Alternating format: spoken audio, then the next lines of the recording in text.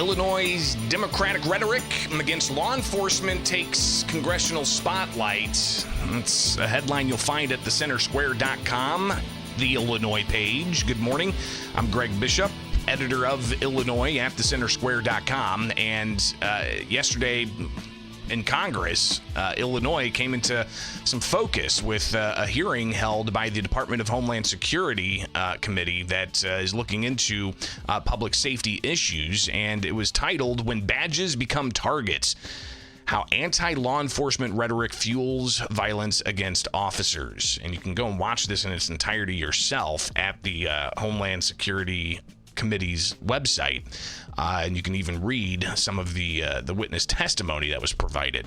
But let's just highlight a little bit here. Interesting to listen to some of the quotes that Republicans who control the U.S. House and chair this committee, they pulled some quotes from some of their colleagues, including elected officials from the state of Illinois.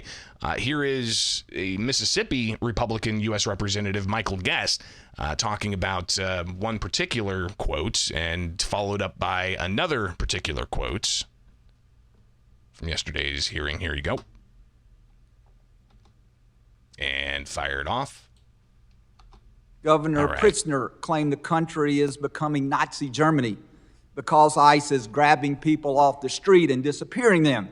Representative Ramirez attacked ICE as a terror force and later referred to ICE as a terrorist organization. So Guest just had a whole slew of different quotes up there, and you can see them in this freeze frame, talking about Governor J.B. Pritzker's claim. Go down a few, and there's Illinois Congresswoman Delia Ramirez's claim that ICE is a terror force. Chicago Mayor Brandon Johnson also on that list, accusing ICE of being secret police who are, quote, terrorizing our communities. So you had three quotes from Illinois highlighted in that. So clearly, Illinois was on the minds of the U.S. House Committee on Homeland Security. But Guest went on to question some of the witnesses there about this rhetoric. Do you believe that they place lives in jeopardy? Mr. Hughes? Just yes or no. My time is short. Mr. Chairman, all statements that are anti-rhetoric against police officers place officers in safety. Mr. Thompson? They are. And Mr. Yost? Absolutely, these and more, and I will say that you don't get to throw fuel on a fire and curse the very flames that you create. Thank you. And then, Mr. Hodges, I also read your statement, and there's a statement that you made, the next to last paragraph of your statement. It says, "The fact of the matter is that right now in the United States of America, there is a secret police force abducting people on the color of their skin and sending many of them via state-sponsored human trafficking to extraterritorial concentration camps."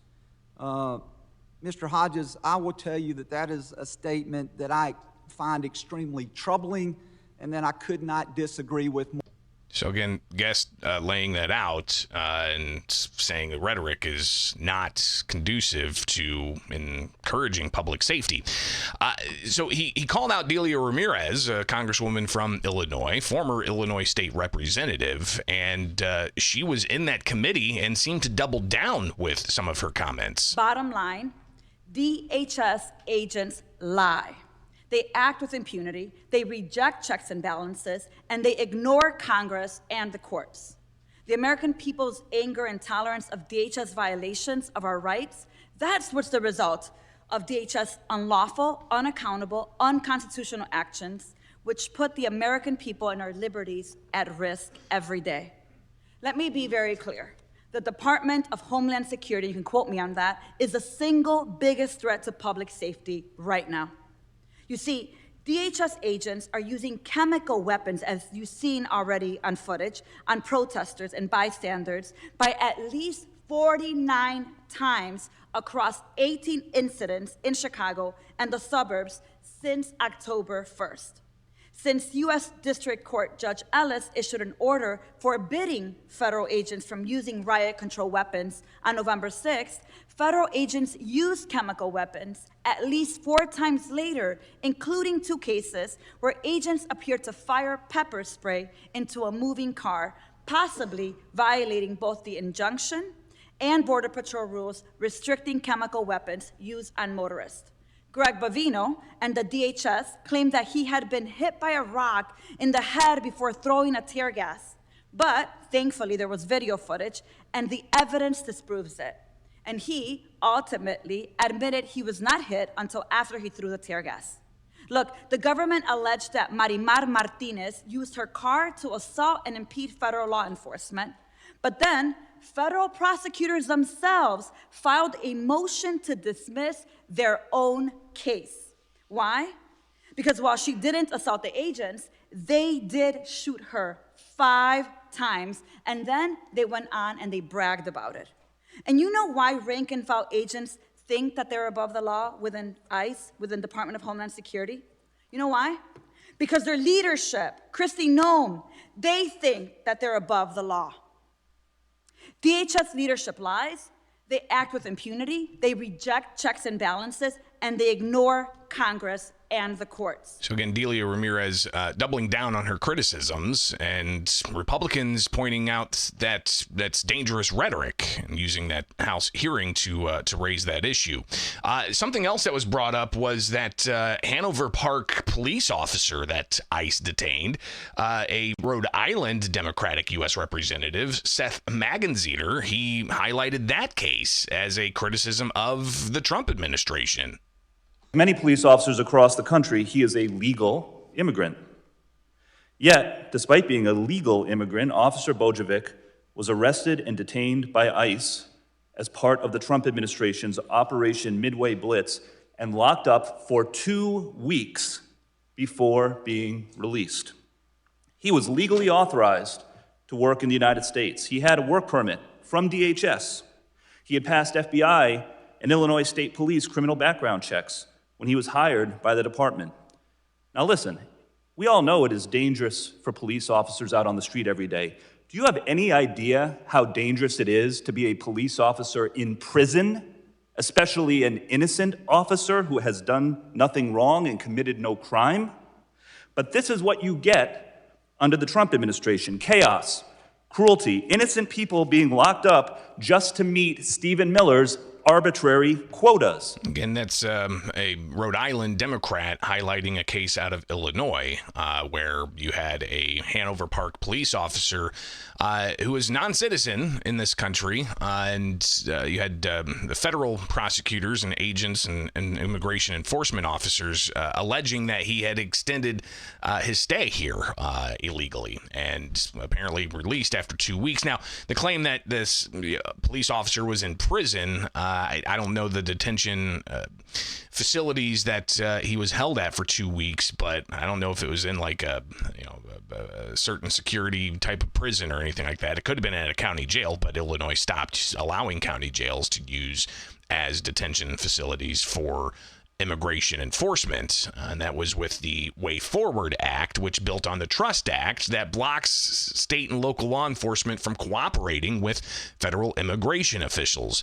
So you can see the layers of complexity here as you continue to go down on these issues. But regardless, the focus yesterday at that House hearing was on the rhetoric against law enforcement, and Patrick Yose, he is the national president of the Fraternal Order of Police. He said that things need to be quieted down. Turn down a rhetoric. Turn down a rhetoric. Stop dehumanizing law enforcement and recognize that words have consequences. And for people who believe it, they act on those. That would be number one. The second would be pass the Protect and Serve Act. Give the federal government the opportunity, the Department of Justice, to step in under certain circumstances in order to be able to protect the interests of law enforcement officers and their communities with the increase in violence we're seeing. Now, he went on to, in his public comments that were provided to the committee, he said that the Freedom Caucus is opposing that particular act he brought forward. And he also talked about how people who have concerns that this particular law that Congress has not enacted or moved forward with, rather, and passed out of the House, it would not make every attack against a police officer a federal crime, but it would allow for tools to be used to go after and to protect law enforcement, Yost said. So will that measure advance? Was that the purpose of this hearing? Obviously a lot of rhetoric was given on both sides of this issue of public safety. But sometimes, rhetoric gets into comedy. And you can see that Governor J.B. Pritzker back in October, he tried doing a little bit of lampooning of sorts, and it appeared on the Jimmy Kimmel Show, if you recall, on this particular clip Special from filed weeks by ago. J.B. Pritzker, the governor of Illinois. This is J.B. Pritzker reporting from war-torn Chicago. As you can see, there's utter mayhem and chaos on the ground. It's quite disturbing. The Milwaukee Brewers have come in to attack our Chicago Cubs. We've seen people being forced to eat hot dogs with ketchup on them. And our deep dish pizza, has gone shallow. So it's a challenge to survive here in the city of Chicago, but there's no hellscape that I'd rather be in. Well, thank So you. yeah, you can see that, and he's wearing a bulletproof vest in downtown Chicago in broad daylight. And again, that was back in October when he was lampooning President Donald Trump, who at that time was talking about sending in the National Guard. He did send in the National Guard, but it was blocked by a district court, and that court battle continues. But if you recall, during a holiday festival in downtown Chicago, shots fired in two different incidents with teenagers hit and one killed in those two separate shootings in a pretty busy area in downtown. And that came after hours of the governor saying, listen, it's not the entire city that's unsafe.